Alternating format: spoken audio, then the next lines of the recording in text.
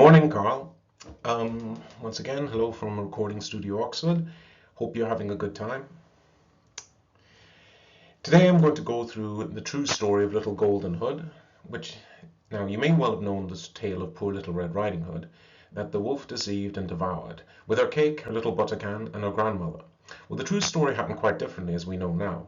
At first the little girl was called, and is still called, Little Golden Hood. Secondly, it's not she, nor the good grandame, but the wicked wolf who was in the end caught and devoured.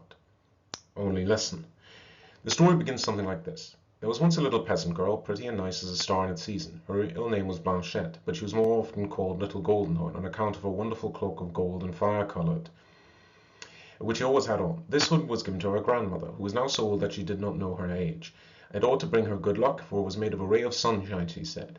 As the old woman was considered something of a witch, everyone thought the little hood rather bewitched too. And so it was, as you will see.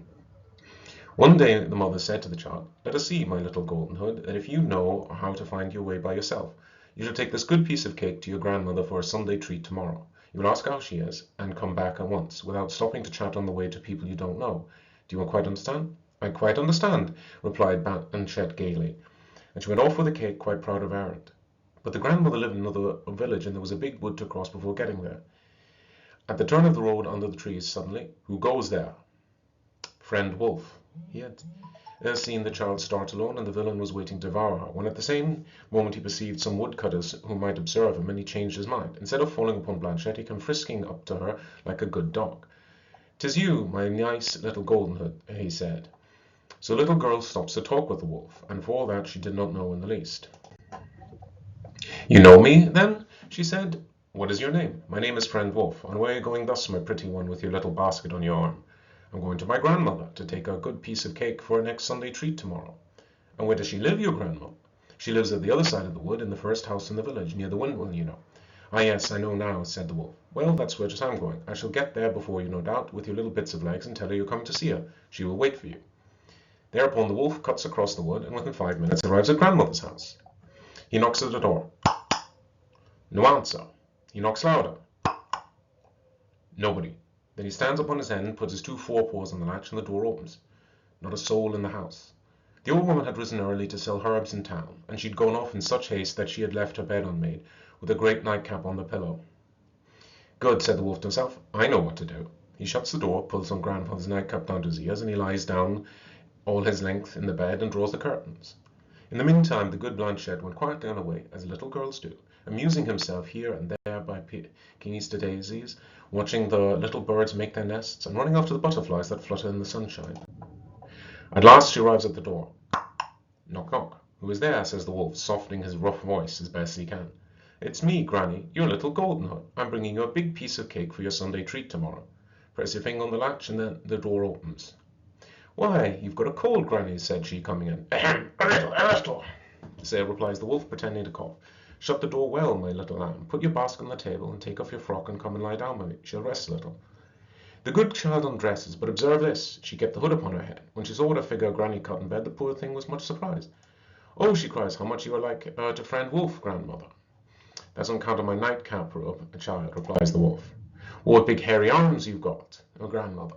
All the better to hug you, my child. What a bigger tongue you've got, grandmother. All the better for answering, my child.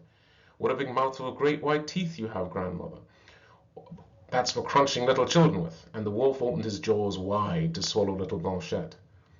But she put her head down, crying, "Mamma, mamma," and the wolf caught only her hood. Thereupon, oh dear, he draws back, shaking his jaws as if he swallowed red-hot coals. It was the little fire-coloured hood that had burnt his tongue right down to his throat.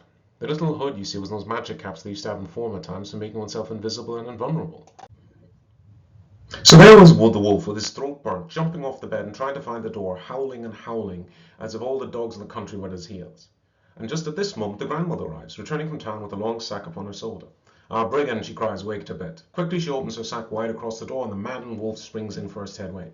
And now he's caught, swallowed like a letter in the post. For the brave old dame shuts her sack so, she runs and empties into the well, where the vagabond, still howling, tumbles in and is drowned.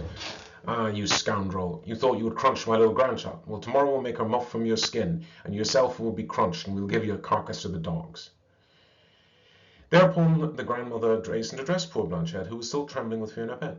"Well," she said to her, "without my little hood, where would you be now, darling?" and to restore heart and legs to the child, she made her a good piece of her cake and drink a good draught of wine, after which she took her by the hand and led her back to the house.